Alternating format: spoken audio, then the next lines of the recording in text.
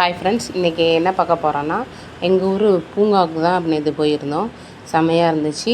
பிள்ளைங்கள ரொம்ப நாளாக வெளியே கூட்டு போகல, அதனால் நேற்று பூங்காவுக்கு போய் விளையாட விட்டுருந்தோம்.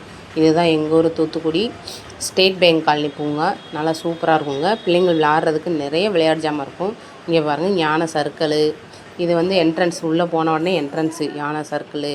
இந்த மாதிரி பிள்ளைங்கள்லாம் நிறைய விளையாண்டுக்கிட்டு இருந்தாங்க. அப்படியே நம்ம பசங்களையும் விளையாட விட்டுட்டு அப்படியே நாங்கள் நல்லா சுற்றி பார்த்துட்டு வந்தோம்.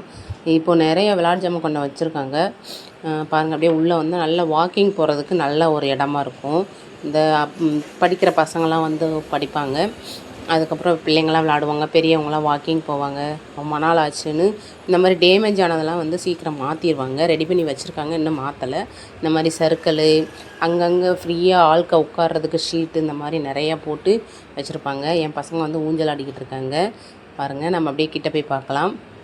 அவங்க நல்லா ஜாலியாக விளாண்டுக்கிட்டு இருந்தாங்க. ஏன்னா ரொம்ப நாள் ஆச்சு வெளியே எங்கேயுமே கூட்டு போகல. இந்த மாதிரி கூட்டு போனால் அவங்களுக்கு ஒரு ரிலாக்ஸாக இருக்கும், நமக்கும் மைண்ட் கொஞ்சம் ஃப்ரீயாக இருக்கும்.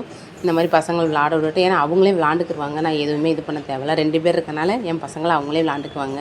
இது என்னதுன்னு தெரில, கட்டங்கட்டமாக இருக்குது. இதில் ஸ்டெப்பில் அப்படியே ஏறுறதுன்னு நினைக்கிறேன். அப்படியே கிங்காம் பொம்மை அப்படிங்கிற மாதிரி நிறையா வச்சுருந்தாங்க. ஆனால் சிம்பிளாக இருக்கும், சூப்பராக இருக்கும். எங்கள் ஊர் பூங்கா எப்படி இருக்குதுன்னு சொல்லுங்கள். இது வந்து வாத்து பொம்மை வந்து குட்டீஸுங்களுக்கு இருக்கும், நல்லாயிருக்கும்.